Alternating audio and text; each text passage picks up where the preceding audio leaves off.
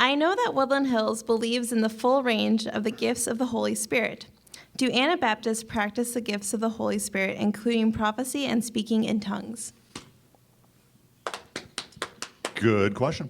Go ahead. The relationship between Anabaptism and the charismatic gifts or Pentecostalism is an interesting one. Very early on in Anabaptist history, like within a couple of years of the opening, we have record of early Anabaptists participating in what we would call the charismatic gifts of the Spirit, particularly prophecy. In fact, one of Greg's sermons that he did, he had a story, a snippet about Margaret Hottinger, right? Mm-hmm.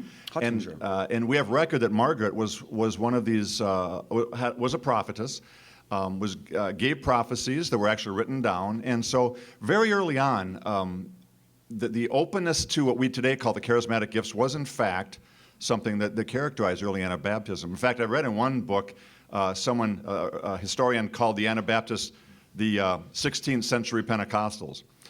Now, that has not always carried through. Probably, in fact, I just saw a study I think it was done 2 years ago, a book on this topic, interesting book called Winds of the Spirit, a profile of Anabaptists in the global South. So it's a study of Anabaptists outside of the European, North American context, and in predominantly Africa, Asia, and India.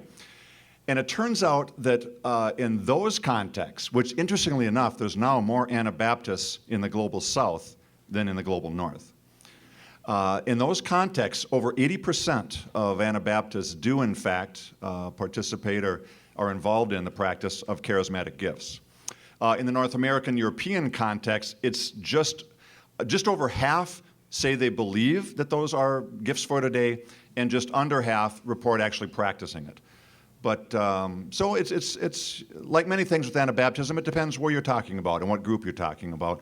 But there is a history of Anabaptists participating in the charismatic gifts, and in the global South today, predominantly that's the case. When I was at one of the conferences I spoke at one point I had mentioned, I forget how it came up, but I mentioned that I speak in tongues, and I don't even know why I said it, but it was just kind of an incidental thing. And afterwards, I had a bunch of people come up to me, these Mennonites, and they were like, "Oh, that's so exciting, because we're all like Pentecostal Mennonites, and all the more reasons why you guys should join us." They're really just kind of, well, they're charismatic, so they were kind of out there.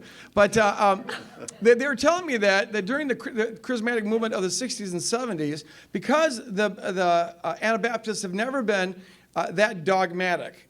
Their doctrine's never been the main thing. How you live has always been the more important thing. Not that they want to minimize that, but there've never been like these dogmatists who were dispensationalists saying this had to end at a certain period of time.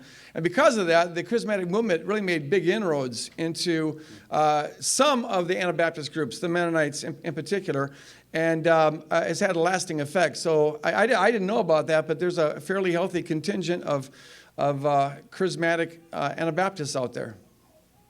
Apparently even more in the global South.